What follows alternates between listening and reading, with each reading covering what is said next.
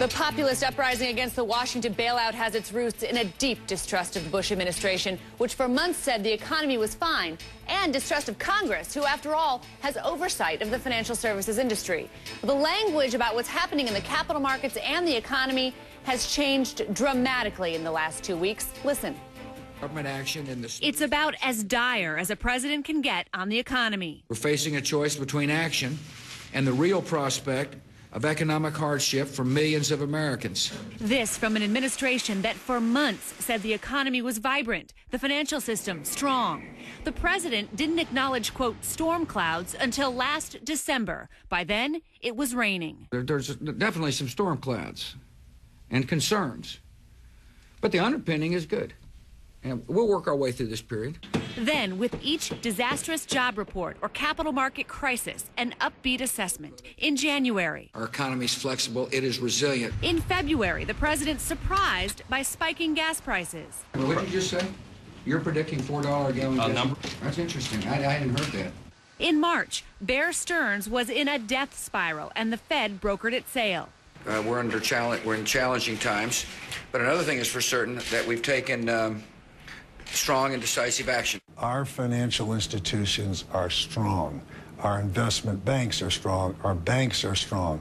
They're going to be strong for many, many years. In July, IndyMac Bank failed. I believe we will come through this challenge stronger than ever before.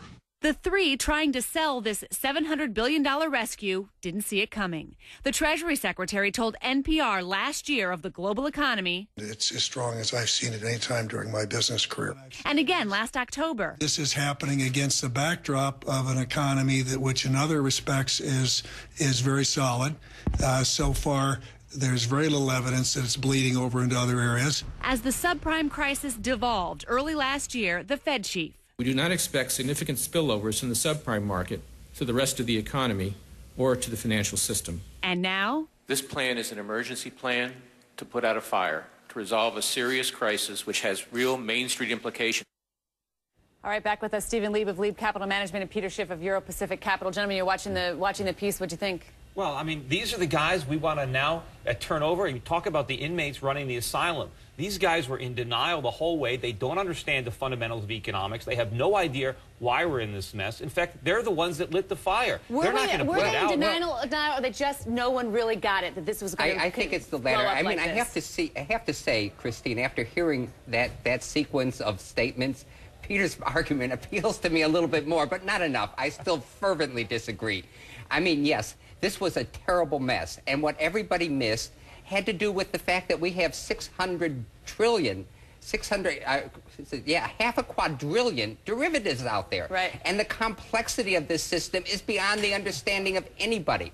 And all we really know at this point, in order to get ourselves out of it, we do need a lot of money. A lot of people missed it. It was very complicated. No, but how could you miss it? It was the elephant in the living room. No, I mean, it wasn't. I wrote a book that laid it out cold. I mean, how could you say, either they were lying to us or they're incompetent. But either way, we don't want them controlling our economy. Whatever they were, and I admit there's blame to go around for a lot of people. I mean, you said before 1% interest rates was a terrible mistake. I agree with you. But we're here today. The building has collapsed. But look at how quickly farmers will not get mortgage money. Paulson just a little over a year ago said it was the best global business environment of his business career. Right. And then how quickly we're trying to rebuild the entire financial system. That's true.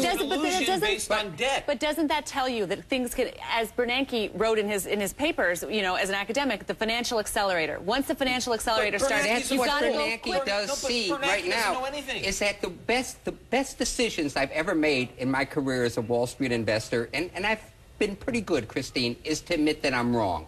Dead wrong, get out, go out, sell it, and do something else. And I think Bernanke has a brilliant record. He has studied the Depression probably in greater detail than anyone else. Peter, that really is foolish on your part. No, it is. To call someone who spent his entire life studying something clueless. He wasted his time. No, he is clueless. Peter, he doesn't understand it at all. Well, Peter, come on. You can't be the only guy right in the room. No, but I know that he's wrong. Well, you cannot. No, I don't think he is wrong. He's dead wrong. Let's talk about what he is saying. Let's disagree on something here about going forward. I think we both both agree here that there has to be more, right? I mean, I'm hearing again and again that this bailout is not the end of it. Absolutely, there may have to be more, but Christine, what we have to realize right now, we are not in a world with great alternatives. The 90s are dead, completely buried. We have to choose between whether or not we want to eat or whether or not we're willing to have inflation. I'd rather eat between freedom and socialism, between capitalism and essentially. No, because Peter, your plan, I agree with you. I'd much rather have freedom. I think you make a good point, but what you're advocating will give us let me finish.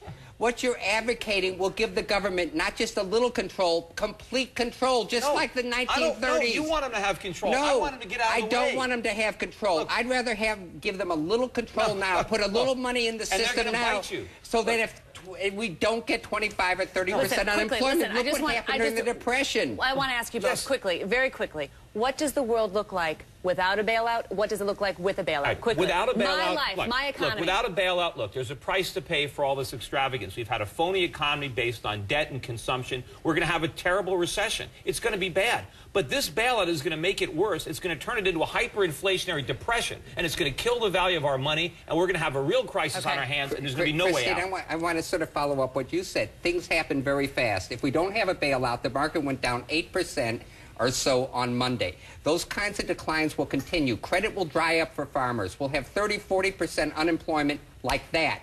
And then we'll have total government control of this economy. A dictatorship, maybe. Stephen Lee, Peter Schiff, thank you so much. You can see the passion behind the debate, and you can see the very, very big, important issues behind the debate about what's happening in our economy right now. When Wall Street panics, you have to be concerned about your money, but you can protect it. We'll show you how next.